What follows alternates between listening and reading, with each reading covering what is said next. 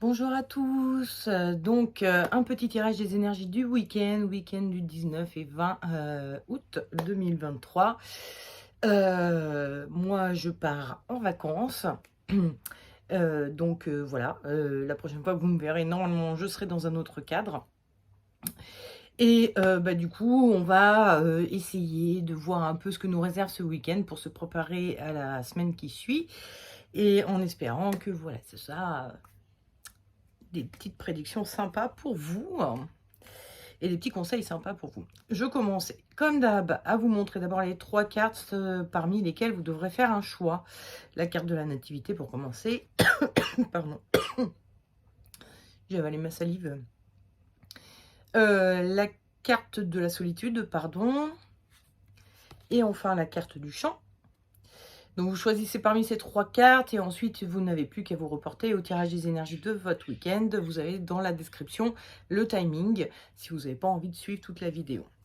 Et puis je vais vous expliquer un petit peu ces cartes en sachant que j'ai tiré une autre carte de l'Auriacle, hein, j'ai oublié de vous le dire, c'est l'Auriacle.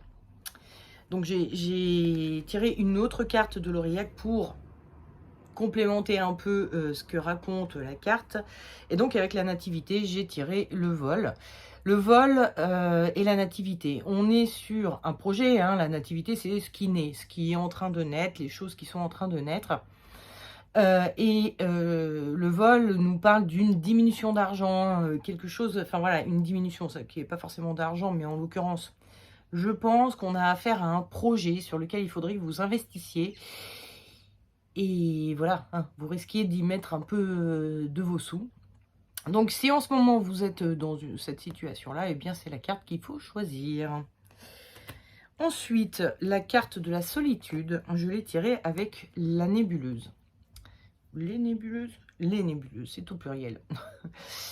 La solitude, bon évidemment c'est une carte qui va nous parler d'être seul, hein, c'est vraiment, voilà, on est dans cette petite baraque qui est entourée de la mer, d'un océan entier, bref, avant de vous atteindre, ça va être compliqué. Donc il y a cette notion de solitude, on se sent seul, on est un peu seul au monde, face à un avenir qui est plutôt incertain, hein. Les nébuleuses, bon, il y a cette boule de cristal, mais il y a tous ces volutes de fumée qui font penser à, enfin, qui nous empêchent de voir très loin, qui nous empêchent d'être, de pouvoir avoir une vision claire de comment ça va se passer, comment ça va se finir. Donc je pense qu'il y a une certaine problématique face à laquelle vous êtes seul, ou vous voulez être seul, vous voulez être seul ou vous vous sentez seul face à tout ça, et du coup vous avez une vision de l'avenir qui est un peu bouchée, vous savez pas vraiment comment vous allez vous en sortir de ce mauvais pas. Voilà, donc si c'est votre cas en ce moment, c'est les cartes qu'il faut choisir. La carte de la solitude. Et enfin la carte du champ, avec ce joli petit piou et ces petites étoiles trop mignonnes, qui est venu avec la carte du denier. Alors, on regarde bien la carte du denier, sur laquelle il y a également un oiseau. Donc on est vraiment sur les notions d'air, hein, le denier, donc, dans ce jeu-là, est associé à l'air, il est associé aux échanges, et notamment à la parole. Avec le denier, on est sur des paroles un peu de type négociation, puisque effectivement ça concerne aussi l'argent ou voilà, bon bref, on va, parce que en fait les premières négociations auxquelles on pense, bah, c'est les négociations qu'on fait au bazar, quand on veut acheter un truc, on trouve ça un peu cher, on demande à ce que ça soit baissé, le prix soit baissé, bref, voilà. Et avec la carte du champ, on a des notions de discours, de discourir, de faire un discours. Je pense que ces 2 cartes viennent nous dire, il y a un échange prochain qui arrive et vous devez bien travailler votre argumentation de façon à ce que votre discours, votre négociation vous permette de gagner le plus possible.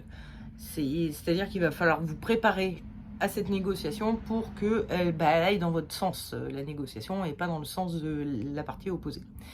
Donc avec le chant, on n'est pas sur des discussions, on est vraiment sur je parle et tu m'écoutes, hein. C'est comme un chanteur qui serait sur scène. Bon, ben, on parle pas pendant que quelqu'un chante sur scène, hein. C'est comme ça. Donc c'est pas vraiment alors, avec la notion de négociation, évidemment, il y a des notions d'échange, mais vous êtes dans un état d'esprit de « il va falloir que je trouve mon discours, mes arguments, pour que la négociation se passe bien pour moi ». Voilà, donc si c'est votre cas, il faut choisir la carte du champ. Allez, on va passer au tirage des énergies du week-end de ceux qui ont choisi la nativité. La nativité, donc un projet que vous voulez monter et qui va vous coûter un peu d'argent, parce que je l'ai tiré avec la carte du vol. La carte du vol, où on voit, hein, enfin, bon, à moins que vous ayez un projet qu'on vous ait volé, hein, ça pourrait vous correspondre aussi, à moins que vous n'avez pas suffisamment d'argent pour mettre en place votre projet, je sais pas, mais il y a une notion, voilà, hein, l'argent est là, et avec le vol, on a une question, il est question de, bah avant j'avais cet argent et puis maintenant je l'ai plus. Donc c'est pour ça que j'ai pensé qu'il y aurait sûrement des investissements à faire au niveau pécunier. L'énergie de votre week-end, c'est la carte du monde. Avec la carte du monde, j'ai eu le sentiment que bah, vous faites appel à tout votre entourage, à tous ceux que vous connaissez, enfin bon bref, vous êtes en recherche. Bon, c'est aussi la carte du monde, elle nous parle des réseaux qui peuvent être sociaux, mais qui peuvent être aussi les réseaux de connaissances, etc. Bref, vous allez taper un peu à toutes les portes pour essayer de trouver de l'argent. Quelqu'un qui voudrait bien investir dans votre projet. Donc voilà, hein, au cours du week-end, bah, vous allez, si ce n'est taper aux portes dès ce week-end, mais en tout cas réfléchir à chez qui vous allez aller taper la semaine prochaine pour obtenir l'argent dont vous avez besoin pour mettre en place le projet. Le conseil que vous donne le tarot, c'est le jugement. Et le déconseil, c'est la roue de fortune. Avec la roue de fortune, on a donc toujours hein, ces notions où, bon bah voilà, la roue tourne et la manivelle, elle est là, elle n'est pas tenue par les personnages qui sont sur la roue. Eux, ils se font totalement entraîner, il n'y a pas de maîtrise du mouvement. Et du coup, ça veut dire, je pense, surtout en comparaison avec l'autre carte dont on parlera après, faites attention à qui vous demandez de l'argent parce qu'il se pourrait à un moment donné que vous soyez embarqué dans un truc que vous n'aviez pas du tout décidé, pas du tout voulu et que vous ne soyez plus maître du projet. Hein, c'est quand on fait appel à des investisseurs dont l'investissement est le métier, pas évidemment votre papa, votre maman qui vous donne un peu de sous pour vous financer votre truc. C'est peut-être pas tout à fait pareil. Et encore que, hein, ça peut arriver aussi. Même les proches peuvent avoir des visions très claires du projet que vous avez, mais qui sont pas du tout la vision que vous avez de votre projet. Donc ils se font, voilà, oui, ok, tu veux vendre des t-shirts, mais en fait, tu vas vendre des culottes, quoi. Parce que en fait, moi j'ai décidé que tu vendrais des culottes. Si je te donne l'argent, c'est pour faire des culottes, pas pour faire des t-shirts.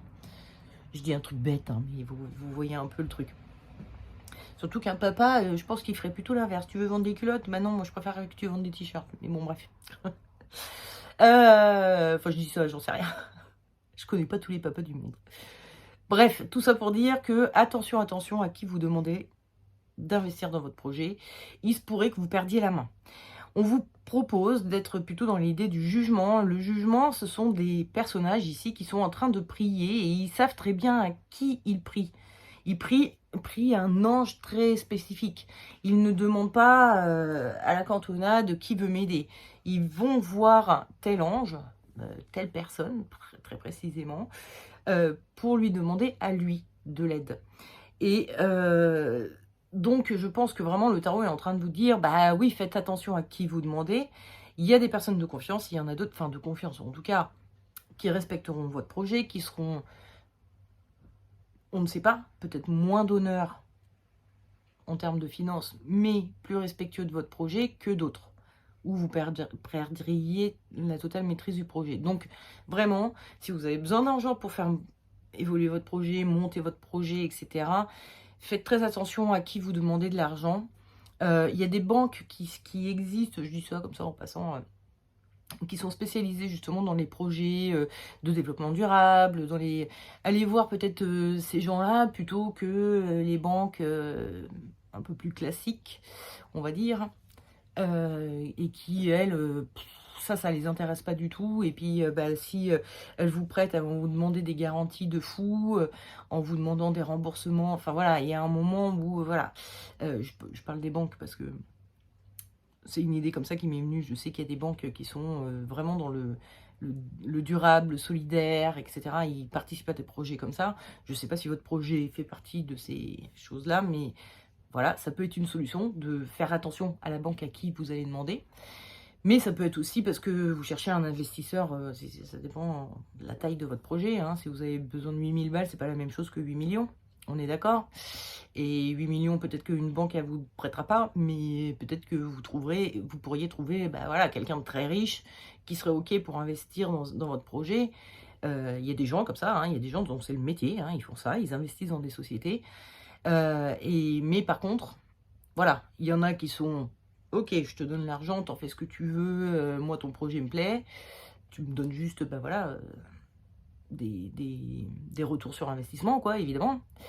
Tandis que d'autres vont être un peu plus à regarder exactement tout votre projet, à vous demander le plan de financement, à demander des rentabilités qui sont pas possibles, surtout quand on démarre, blablabla, blablabla, blablabla.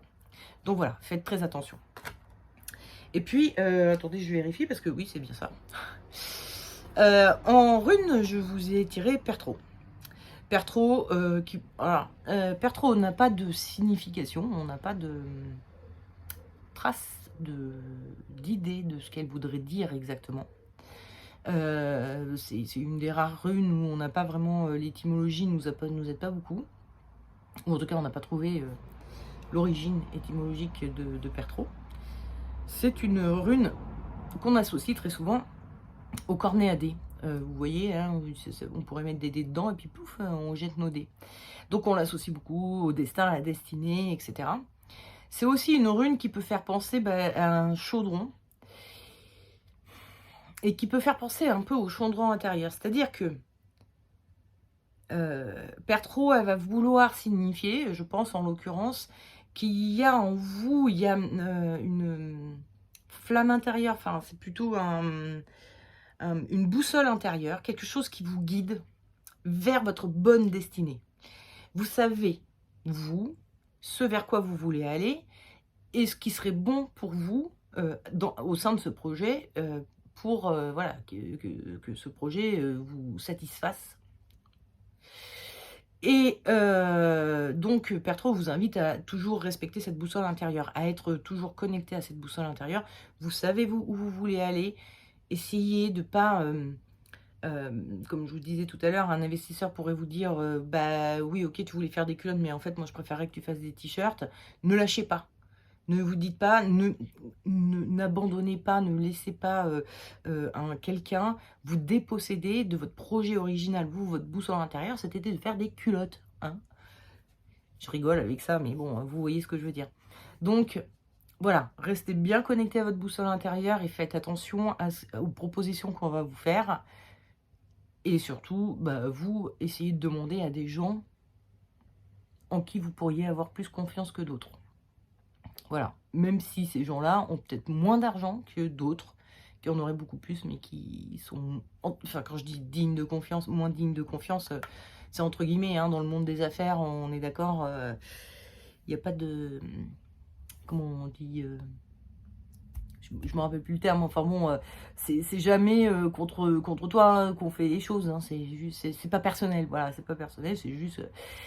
bah oui, j'investis, je veux avoir un retour sur investissement, donc il me semble qu'on vend plus de t-shirts que de culottes artisanales, on va dire, ou en tout cas, voilà.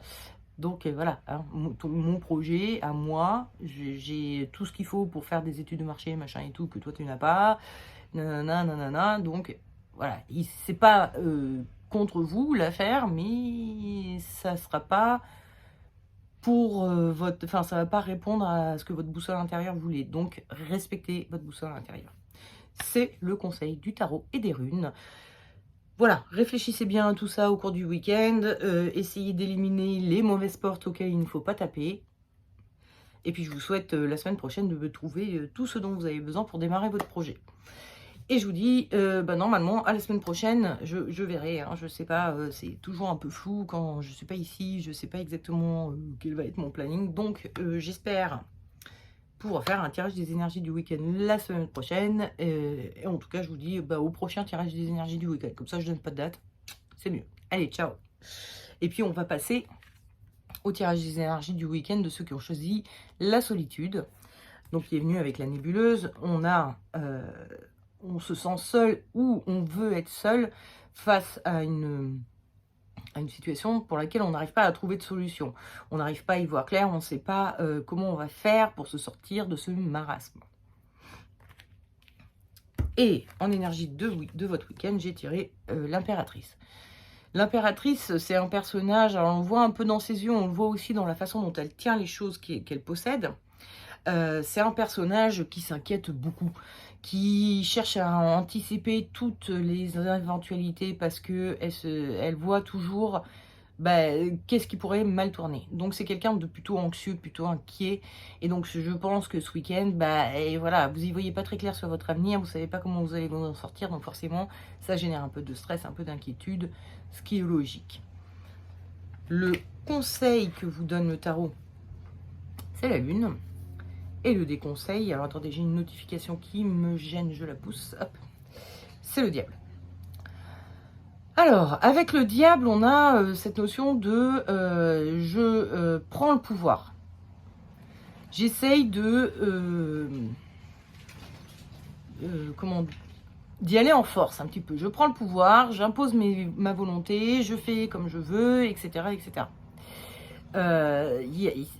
Vous avez peut-être aussi cette notion de je veux m'en sortir tout seul. Donc, voilà, je vais m'en sortir tout seul, les autres, je m'en fous un peu. Ça, c'est ce qu'on vous déconseille. Le conseil, c'est d'être plutôt dans l'esprit de la lune. Lune, qui est un paysage de brouillard hein, aussi. Vous voyez que là, il y a de l'eau et il y a des gouttes qui montent. C'est vraiment du brouillard qu'il y a sur cette carte. Donc, on n'y voit pas très clair, effectivement. Et puis, on a deux chiens qui sont un petit peu en train de se prendre la tête. Je vous les montre d'un peu plus près. Ils s'aboient dessus, quoi. Il y a cette écrevisse au milieu qui est un peu... qui a les bras tendus vers les deux chiens. Donc, enfin, les deux chiens ou les deux loups. Hein, c'est ça qui est bien dans le tarot. On peut voir ce qu'on veut. Ça peut être des fennecs aussi, si je veux. Ça peut être des chevaux, si je veux aussi. Hein. Pourquoi pas hein. Bref. Bref, je disais... Ah, excusez-moi, j'ai eu peur. Il y a une feuille qui a bougé. J'ai cru que c'était une bête. Donc, je disais, il y a cette écrevisse qui est au milieu, qui est en train de faire de la médiation. Et peut-être que pour résoudre votre problème, vous avez besoin d'aide. Vous ne pouvez pas vous en sortir tout seul, là, comme ça. Hop, vous montez à l'échafaud ou vous montez, comment on dit, au créneau, tout seul, comme ça, en mode warrior. Je vais y arriver, tant pis, je vais m'en sortir. Je vais péter la gueule à tout le monde avec mon espèce de mini-fourche, là. Non. Le tarot est en train de vous dire non, vous avez besoin d'une aide extérieure qui va aider. Alors si c'est un conflit, parce que là les deux chiens s'engueulent, donc s'il s'agit d'un conflit, c'est quelqu'un qui va faire de la médiation. Mais s'il s'agit d'un problème, je ne sais lequel, et il s'agit pareil de faire de la médiation, c'est-à-dire de face à ce problème, moi je suis un expert par exemple, ou je suis un médiateur pour discuter avec l'entreprise qui vous a arnaqué, bref, vous allez chercher quelqu'un qui aura les compétences pour vous aider. Parce que vous, tout seul, vous vous en sortez pas. A priori, vous vous en sortez pas parce que vous êtes dans la nébuleuse, vous êtes dans les nuages, dans la fumée, dans le brouillard. C'était le mot que je cherchais. Enfin, c'est tous ces trucs-là qui font qu'on n'y voit rien, on n'arrive pas à voir plus loin que le bout de son nez. Parce que, peut-être vous êtes trop profondément dans votre problème. Peut-être parce que vous n'avez pas les compétences aussi, tout simplement. Hein. Vous n'avez pas la science infuse. Vous ne pouvez pas trouver des solutions à tous les problèmes tout seul. Donc là, le tarot, il vous dit, il va falloir demander de l'aide. Et puis, en rune, je vous ai tiré Féou. Féou, qui est une rune qui veut dire le bétail, et qui parle des richesses, qui parle de l'argent, qui parle des dépenses. Et je pense qu'elle vient vous dire, il va peut-être falloir dépenser un peu. Et notamment pour obtenir l'aide de ce médiateur, de ce personnage qui pourrait intervenir pour vous dans votre problématique. Il est possible que ce soit un service payant. Hein, ça pourrait être un avocat, ça pourrait être, je sais pas moi, un plombier. Hein. Votre problème, c'est que vous êtes inondé et vous êtes seul chez vous, vous savez pas faire de la plomberie, vous savez pas comment vous allez vous en sortir, et vous vous dites je vais aller à Leroy Merlin et je vais acheter 2-3 tuyaux, on verra bien si ça marche. Bah non, ça marchera pas, donc on va peut-être faire appel au plombier. Hein, vous êtes inondé là. Hein, bon, c'est un exemple. Si ça vous parle, ben voilà, j'en reviens même pas, moi-même pas de cette coïncidence que vous soyez sous l'eau en ce moment. Mais en tout cas, il y a cette notion de, oui, ça va coûter un peu d'argent. Effectivement, si vous faisiez les travaux de plomberie vous-même, ça vous coûterait que le prix du matériel et c'est tout. Là, avec un plombier, si vous devez faire intervenir un plombier, bah, évidemment, la main-d'œuvre aussi va vous coûter de l'argent. Donc, la facture va monter un peu. D'autant que les plombiers, enfin les artisans en général, ont tendance à pas trop acheter les premiers prix parce qu'ils savent que ça tient pas aussi bien que voilà, des trucs à des prix corrects. Alors que vous, à Leroy Merlin, vous auriez tendance à vous diriger vers les premiers prix. Bref. Même le matos risque de vous coûter plus cher avec le plombier. Donc, oui, ça va vous coûter plus cher. Mais votre solution, elle se trouve là. Il va falloir dépenser un peu d'argent. Donc, je suis sincèrement désolée. C'est pas cool, hein, quand on se retrouve à avoir une galère comme ça, il faut payer quelqu'un pour résoudre la galère. C'est vrai. Mais la vie est ainsi faite. Des fois, il y a des galères. Et des fois, il faut faire appel à quelqu'un qui est expert dans le domaine pour vous aider. Donc, voilà, je vous conseille, en tout cas le tarot et les runes vous conseillent, parce que moi je vous conseille absolument rien. Ne vous ruinez surtout pas à cause de moi, merci. Mais le tarot et les runes vous conseillent de dépenser un peu d'argent pour faire appel à quelqu'un qui pourrait vraiment vous aider, vous apporter votre aide. Tout seul, vous vous en sortirez pas. Essayez de réfléchir à tout ça, de faire les annuaires au cours du week-end pour la semaine prochaine, à la première heure, lundi matin, appeler la bonne personne pour trouver un rendez-vous pour réparer votre plomberie. Donc, ouais, et puis écoutez, je vous dis au prochain tirage des énergies du week-end qui normalement devrait être la semaine prochaine, si tout va bien. Et puis passez une très bonne semaine, un très bon week-end d'abord, et puis une très bonne semaine ensuite, et à très vite. Ciao, ciao. Et nous allons passer au tirage des énergies du week-end de ceux qui auront choisi le champ, qui était donc venu avec le denier, et qui nous parle de préparer une négociation, un argumentaire pour une négociation que vous n'avez pas l'intention de perdre, hein, a priori. L'énergie de votre week-end, c'est le battleur. Avec le battleur, on a ce petit personnage là qui est devant son étal, qui est prêt à faire son tour de magie. Et comme vous pouvez le voir, il est en train de regarder sur le côté. Il est en train de, comme si, juste avant d'agir, il est là en train de se dire, alors déjà, comment on fait? Il est en train de se remémorer, de se rappeler, comme si ce week-end, vous alliez, réviser, vous remémorer, bien vous mettre en mémoire tout votre argumentaire pour que le jour où vous serez face à tous ces badauds qui vous écouteront au moment où vous ferez votre tour de prestidigitation, ou en tout cas votre négociation, parce que c'est aussi un camelot, hein, c'est un personnage qui est dans la négociation aussi. Un peu filou, le battleur, hein, normalement, mais bon.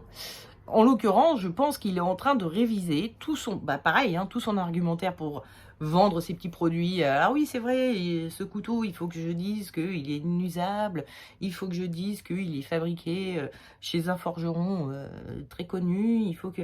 Bref, il révise tout son argumentaire pour être prêt le jour J. Donc, ce week-end, je pense que vous allez y passer pas mal de temps, hein, à trouver vos arguments et à ne surtout pas les oublier, à les mettre en ordre, pour dire oui, alors déjà j'ai fait ci, j'ai fait ça, donc du coup maintenant je pense estimer avoir, j'estime avoir droit à ça, blablabla, bref, vous voyez ce que c'est, hein, se préparer à une confrontation un petit peu. Le conseil que vous donne le tarot, c'est le soleil, et le déconseil, c'est la justice.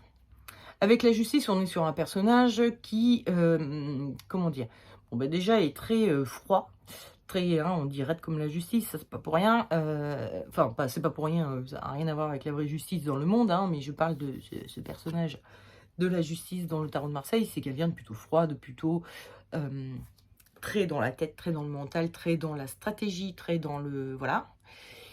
Et elle a un petit défaut, la justice, c'est qu'elle est en train de pousser la balance pour la faire pencher de son côté. Hein. Elle veut, comment dire, que la négociation lui apporte beaucoup. hein. Elle est plutôt, elle pense à sa petite gueule, quoi, hein, entre guillemets. Il y a un côté où elle va pas laisser passer la moindre miette, quoi. Donc, bah, c'est un peu ce que vous déconseille le tarot, c'est-à-dire cessez peut-être de ne penser qu'à vous, entre guillemets. Essayez de voir, c'est ce que vous conseille le soleil, avec ces 2 personnages qui sont proches, qui communiquent, qui, se touchent, qui sont touchés l'un par l'autre. C'est-à-dire essayer d'être touché par la personne en face de vous aussi, notamment, enfin d'avoir, on va dire, un peu d'empathie, un peu de compassion pour le personnage en face de vous. Parce que, bah, lui aussi, il a des besoins, lui aussi, il a des envies. Enfin, il vient avec l'idée que la négociation ira tout à fait dans son sens. Bref, vous n'êtes pas tout seul. On est 2 personnes. Dans une négociation, bah, faut que ce soit un peu win-win ou un peu perdant-perdant. C'est-à-dire qu'il va peut-être falloir faire des compromis. Il va peut-être falloir... C'est tout à fait la carte du soleil, il va parler de ça beaucoup, c'est faire des compromis. C'est-à-dire, vous voulez obtenir ça c'est très important. Mais vous voulez ça et ça et ça. Vous voulez le beurre, l'argent du beurre et le cul de la fermière. Bon, l'important à la base, vous, ce que vous vouliez, c'était le beurre. Donc, bah, vous avez peut-être laissé le cul de la fermière à l'autre. Voilà. Parce que lui, ce qu'il voulait vraiment, c'était ça. Vous voyez ce que je veux dire? Dans cette négociation, il y a des choses que vous voulez vraiment, il y a des choses que l'autre veut vraiment. Et ben, il faut trouver le compromis qui fera que bah, tout le monde sera plus ou moins gagnant, tout en étant un peu perdant, parce que vous auriez bien aimé avoir bah, ce que l'autre aura. Ok, certes, hein, si la vie était parfaite, on aurait tout ce qu'on veut tout le temps. Mais bon, il y a forcément un gagnant, il y a forcément un perdant. Et il faut accepter peut-être de perdre un petit peu, je pense, pour pouvoir gagner également. Et c'est d'ailleurs ce que nous dit tout à fait Agalaz. Agalaz qui est une rune qui nous parle de la grêle, qui est une rune qui nous dit que la grêle c'est comment on dit, un événement climatique. Bon, bah, qui est totalement incontrôlable, évidemment, on ne peut pas empêcher la grêle de tomber, et qui peut avoir des effets, faire des gros dégâts, pardon. Et pareil, ça, vous ne pouvez pas le contrôler. Hein, c'est pas possible. Donc, à un moment donné, vous êtes obligé d'accepter un petit peu. Et d'accepter d'avoir perdu en cours de bataille. Donc, c'est ce que je pense, les runes et le tarot sont en train de vous dire. Si vous voulez que cette négociation aboutisse à un accord, bah, il va falloir que les deux soient un peu gagnants dans l'affaire. Donc, vous serez forcément un peu perdant. Il va falloir accepter de perdre certains trucs dans l'affaire pour pouvoir gagner ce qui était vraiment essentiel pour vous. Donc, essayez de réfléchir, hein, vous êtes en train de préparer vos arguments, mais essayez en même temps de réfléchir à qu'est-ce qui est vraiment essentiel, sur quoi je ne lâcherai pas. Qu'est-ce que vraiment je veux obtenir de cette négociation, mais qui est important. Je ne parle pas des petites fioritures, des autres petits machins. Qu'est-ce que l'autre veut absolument? Est-ce qu'il y a moyen que ce qu'il veut et ce que je veux puissent se rejoindre d'une manière ou d'une autre? Qu'est-ce que je peux donner, lâcher, et qui pourrait faire avancer le débat, la négociation?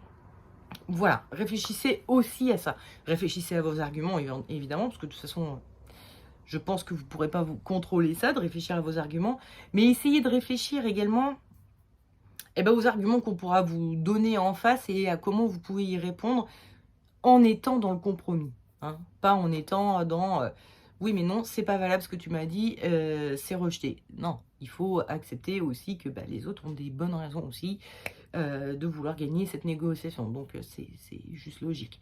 Donc faites en sorte de trouver des idées de compromis, voilà. Et en tout cas, le jour J, essayez.